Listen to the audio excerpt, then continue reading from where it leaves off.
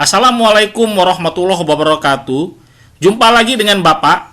Kali ini Bapak akan menjelaskan mata pelajaran Pendidikan Pancasila dan Kewarganegaraan kelas 10 SMA semester 1 bab 3. Sebelum Bapak mulai menjelaskan, demi berkembangnya channel ini, marilah bantu dengan like dan subscribe-nya. 1, 2, 3. Terima kasih atas bantuan subscribe dan like-nya. Selamat menyimak.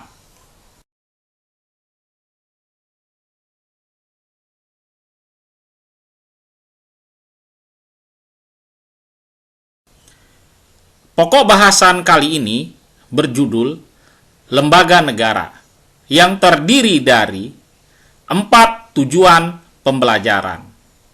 Adapun sub pokok bahasannya antara lain: A. Struktur politik Indonesia.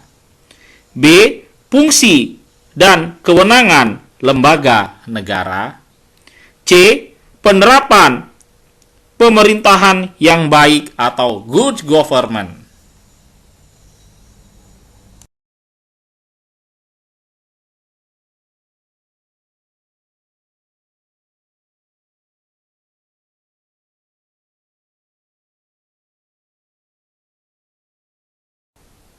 A. Struktur politik Indonesia terdiri dari suprastruktur politik dan infrastruktur politik.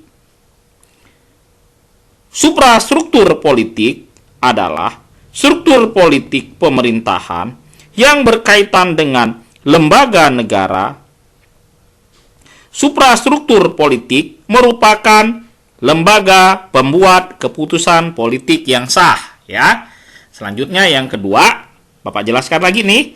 Infrastruktur politik adalah mesin politik masyarakat yang terdiri atas beberapa kelompok yang dibentuk berdasarkan kesamaan sosial, ekonomi, tujuan, dan kesamaan lainnya.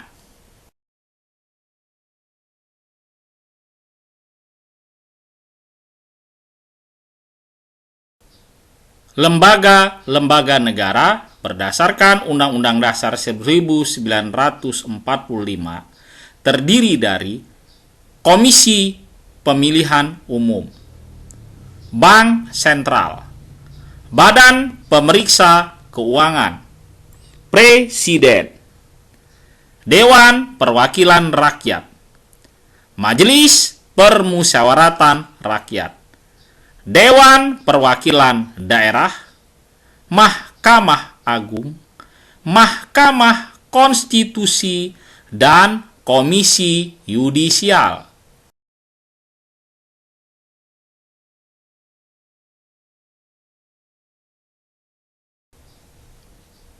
Contoh suprastruktur politik. Ya, ini contoh suprastruktur politik.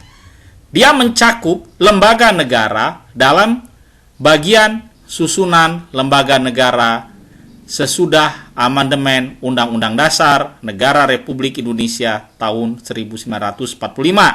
Contohnya, Majelis Permusyawaratan Rakyat, Dewan Perwakilan Daerah, Mahkamah Konstitusi, Komisi Yudisial. Ya, ini ya contohnya ya.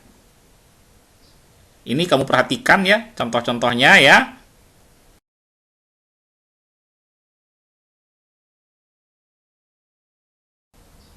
Contoh infrastruktur politik. Ya, contohnya nih perhatikan ya.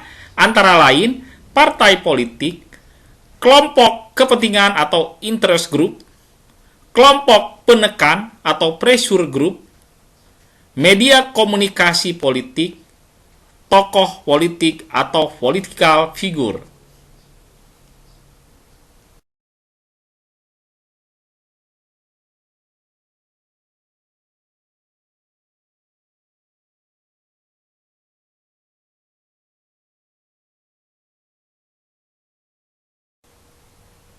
B. Fungsi dan kewenangan lembaga negara. Perhatikan ya, ada lembaga legislatif, terdiri dari Majelis Permusyawaratan Rakyat (MPR), Dewan Perwakilan Daerah,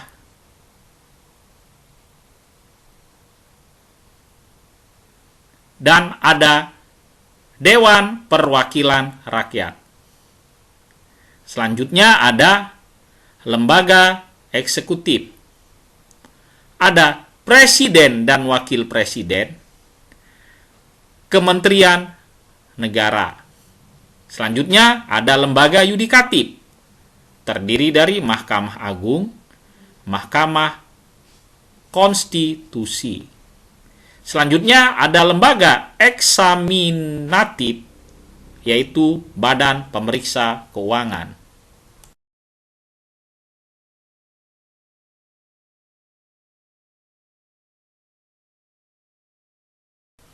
C. Penerapan pemerintahan yang baik, good government. 1. Asas dan prinsip pemerintahan yang baik. 2. Faktor pendukung dan penghambat pemerintahan yang baik.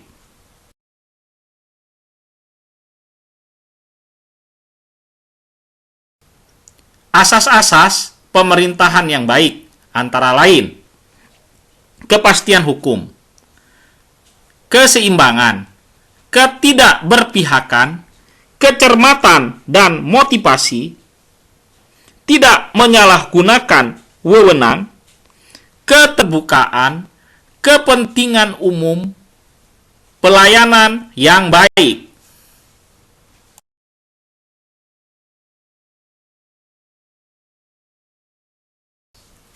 Prinsip pemerintahan yang baik antara lain akuntabilitas dan transparansi, keterbukaan partisipasi masyarakat, efisiensi dan efektivitas, supremasi hukum.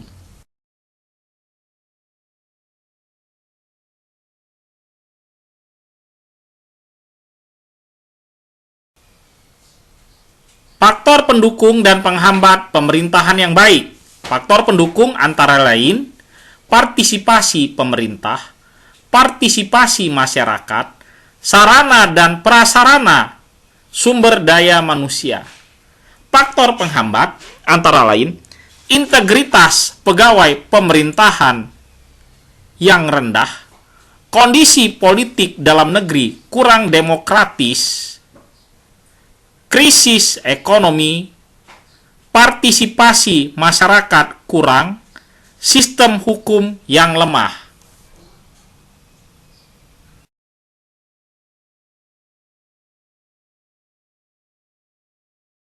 Demikian yang bisa Bapak jelaskan pada hari ini. Salam sehat untuk kita semua. Tetap semangat menggapai cita-cita. Terima kasih. Wabillahi taufiq wal hidayah. Wassalamualaikum warahmatullahi wabarakatuh.